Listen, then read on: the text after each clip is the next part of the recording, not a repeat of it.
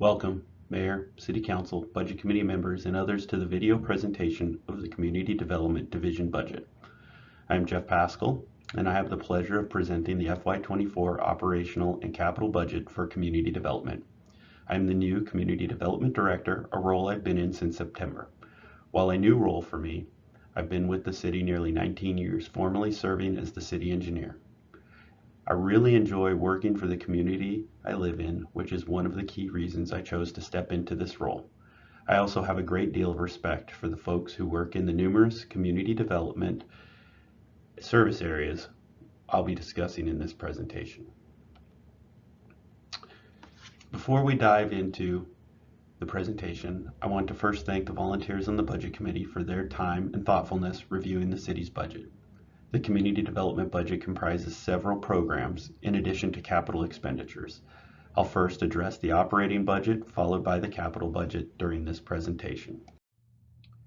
Starting off with a look at a simple summary of the community development operating budget does not tell the whole story. Within this budget are many programs and staff that support asset management, infrastructure construction, support development and planning, as well as numerous other service areas supporting livability, growth, and development in the community. However, it is a great way to demonstrate that we are proposing a similar size budget for FY24 as we did in FY23, with no change in personnel services. In the budget document itself, one may note that individual accounts may be going up or down. These changes are a result of truing up our budget to program expenditures to accounts where the funds are being expended on an annual basis. Looking at the bottom line of each fund, there is little change from last year. Of note is the big swing in materials and services budget. This is due to the receipt of one-time grant dollars, mostly supporting housing programs through federal and state programs. This chart further breaks down the community development budget by fund. Comparing the FY24 version to last year's, the fund expenditures are relatively similar except for the Special Revenue Fund. This fund is where the unspent balance of the previously mentioned grant funds received in FY23 are being carried forward to FY24. This slide distills the many services and programs managed or provided by the Community Development Division into 5 key service areas. Our development center is the largest in both FTE and budget. In essence, anything that gets built in the city of Springfield is reviewed, processed, and approved by staff in the development center. Examples include all land use applications, site plans, subdivisions, privately constructed public infrastructure, annexations, and building permits. The capital group is tasked with the delivery of the city's capital improvement program and capital budget, such as delivering the recent street bond preservation projects funded by the voter-approved bond. The capital budget will be covered later in this presentation. Our land use planning group implements the state-mandated Oregon Planning Program. The staff in this program are working on the climate-friendly, equitable communities mandates along with our transportation planning professional and the city attorney's office. Other work includes Springfield Comprehensive Planning, Infrastructure Master Planning, updating the various refinement plans, and maintaining the development code. In addition, staff in this program also support and staff the Planning Commission. Federal Housing and Community Services staff, the Community Development Advisory Committee, which provides recommendations to the City Council on disbursement of federal community development block grant funds. The staff then process and administer those disbursements. This includes the Springfield Home Ownership and Repair programs. Other program areas include the city housing assessment and implementation of adopted strategies to incentivize housing, particularly diversity of housing types. Finally, the Federal Transportation Planning Group is charged with meeting federal and state transportation plan requirements. Staff support the mayor and council, who represent the city on the Metropolitan Policy Commission.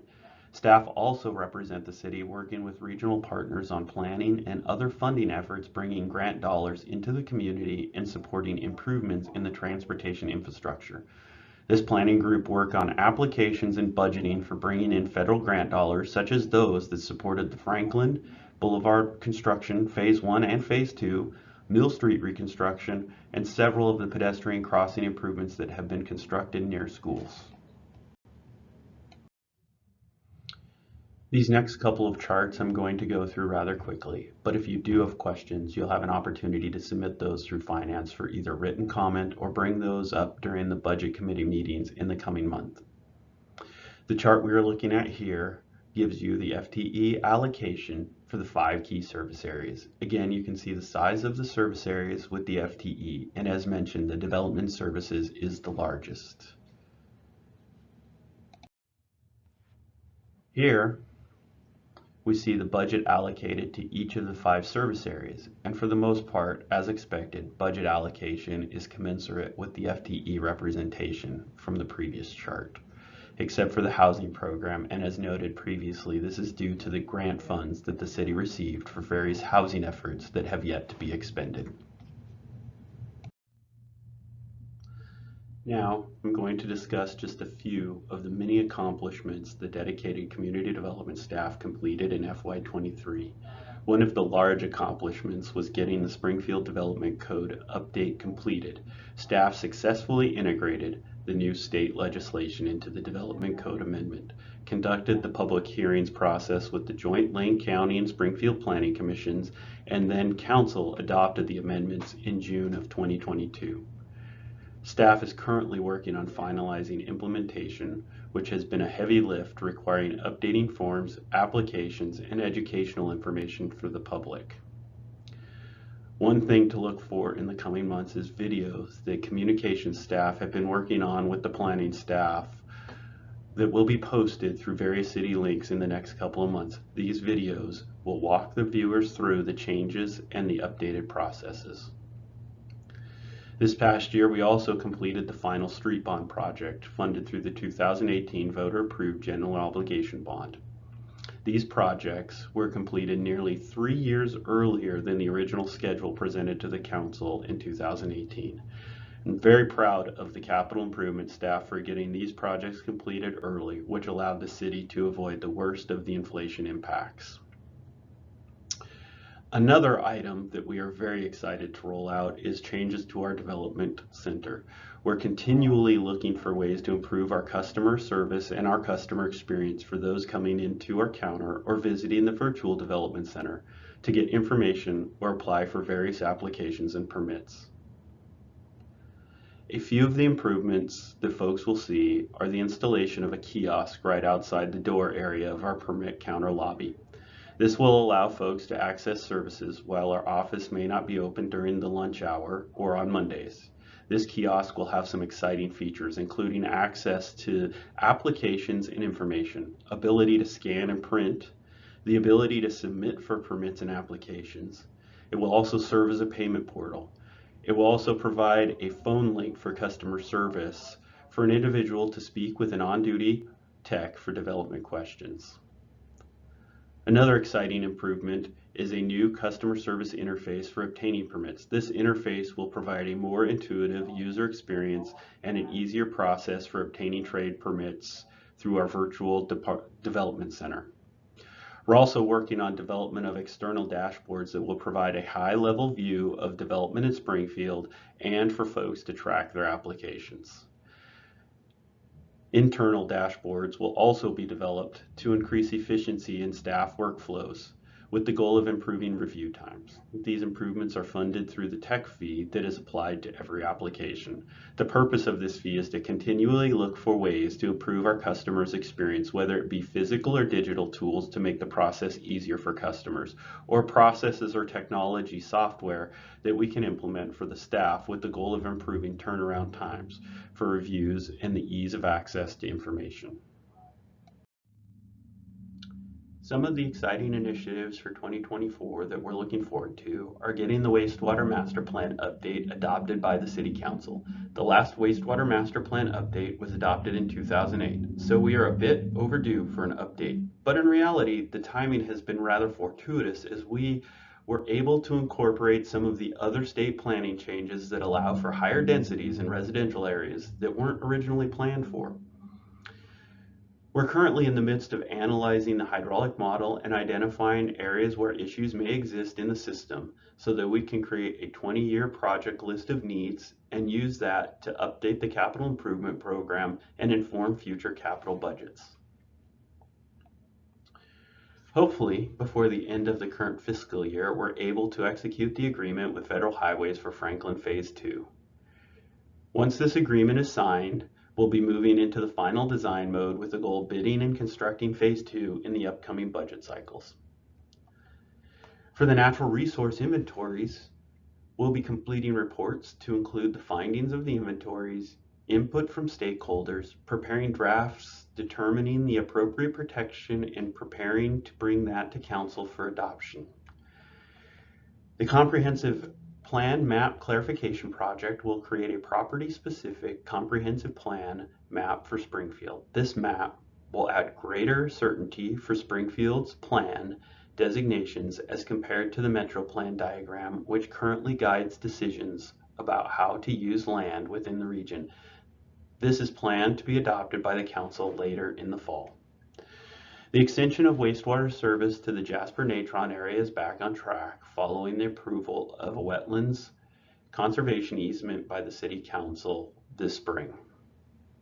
Phase 3 is set for design completion in the next few months and hopeful bid dates in FY24. Next, we'll look at future considerations for the Community Development Division, starting with the Development, Services, and Planning service areas. We see some of the projects that are currently on hold due to staffing resource limitations. Comprehensive planning staff have been dedicated to delivering on the recent state-mandated planning work. An example is the CFEC, or Climate-Friendly Equitable Communities work. One of the ways we've been able to tackle this mandated work is through ARPA-funded FTE. This funding will be exhausted by FY25. However, the work will not be complete. So we will be looking at how to extend the funding for these positions beyond FY25, which may have an impact on the general fund and the street fund. Another area for consideration is the future of the code enforcement program. This is an area where the city needs to modernize its approach to code enforcement to be more effective in dealing with cases and processing cases efficiently. We'll be presenting ideas for the council to consider later this spring. Looking at housing, we need to develop and adopt required housing needs analysis and housing production strategy. This is another area that has benefited from an ARPA-funded position, and again, the funding for this position will be exhausted in FY25. With the completion of the final bond project, we once again will be looking at street preservation funding in a revenue source. One of the thoughts and one of the ideas that we'll be bringing to the council is renewal of the bond and the timing of that renewal. Another area for consideration is federal aid certification. The reason this is critical is the delay of Mill Street as a prime example. When we receive federal aid or federal grants for transportation projects, that project is required to be delivered by a federally certified agency, which Springfield is not. A couple of our options are utilizing Eugene or Lane County, which we have used Lane County in the past and are currently using them on a couple other projects. However, with the amount of grant funds coming down and the same staffing resource limitations, those two agencies do not have the resource available to deliver our projects as well as their own. Waiting on ODOT to support us in that had led to a 2-year delay for Mill Street.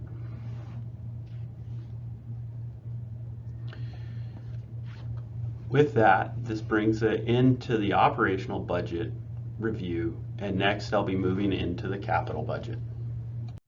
Welcome to the FY24 capital budget. I'll be moving through these slides fairly quickly as there are not a lot of changes to the capital budget this year, being we're in the second year of the most recent adopted capital improvement program. And we just recently completed all of the bond projects. The capital budget is informed by the capital improvement program. The capital improvement program is a 5-year plan that is adopted by the City Council on a biennial basis. The most recent update was the FY23, FY27 capital improvement program. So we are in the second year of that program informing the capital budget.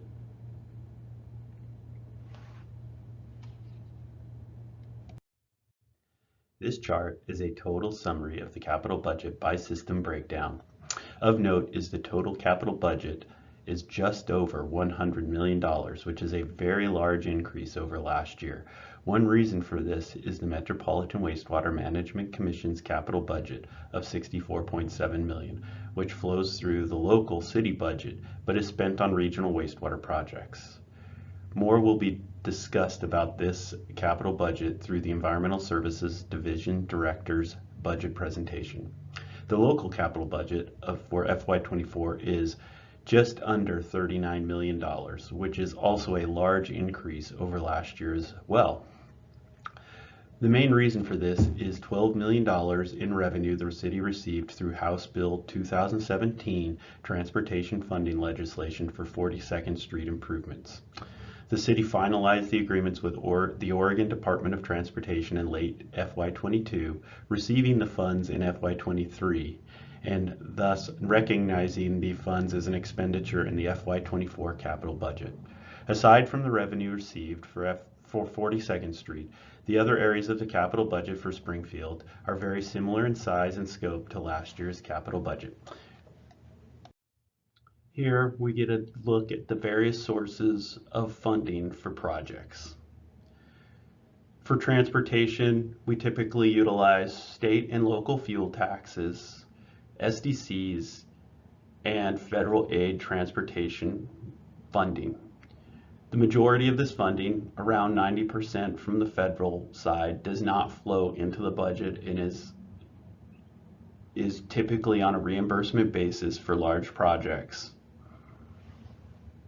Other sources for stormwater and wastewater are the user fees.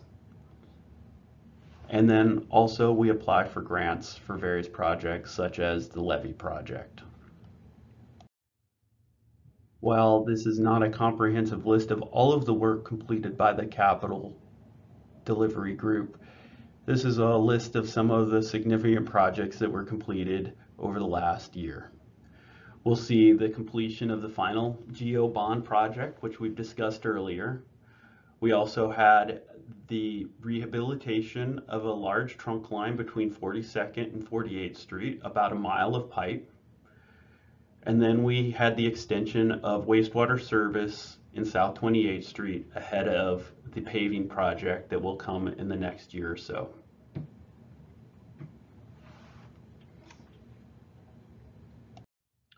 This is a rather short list of some of the upcoming projects that will reasonably be expected to see in FY24 and 2024. We'll probably see the start of the Jasper Trunk Sewer Phase 3. We'll complete the Mill Street design and bid that, hopefully starting construction in late FY24. The Franklin design Phase 2 will be complete. And then we're also going to initiate design of 70th and 72nd Street wastewater rehabilitation, those basins. Projects that are ongoing right now, we have some sanitary sewer extensions, which may be completed in late FY23 or just in the beginning of FY24 this summer. We're also working on several pedestrian enhancement projects for crossings near schools. Future year considerations for the capital budget, as mentioned before, achieving ODOT federal aid certification so that we can be more efficient in delivering our federal projects. Street preservation revenue source. Completion of the bond projects puts us back in the position of looking for future funding to continue that work on preserving our streets. 42nd Street levy funding. We have funding right now for an emergency management plan, but really looking at and working on our state legislative and federal legislative asks for funding to recertify that levy. Again, for those who may or may not know, that levee protects about a third of the city of Springfield in case of a flood from the McKenzie River. And then continue our current residential street rehabilitation. We look forward to continuing our slurry seal program for another year, and looking to the future years, I think we have identified funding through at least FY25. But again, continuing to look at that, because each residential street that is in a condition that can be slurry sealed should be slurry sealed on about an 8-year cycle. Looking at adoption of the wastewater master plan, and then finally implementing that in future CIPs and future capital budgets, prioritizing that work. And then with the inflation that we've experienced in the last couple of years, looking at what those impacts are on our capital projects and budgets, and making sure that our estimates and our planning level estimates are correct as we bring information not only to the budget committee but the city council, and as we try to plan for future budgets and what that impact will be.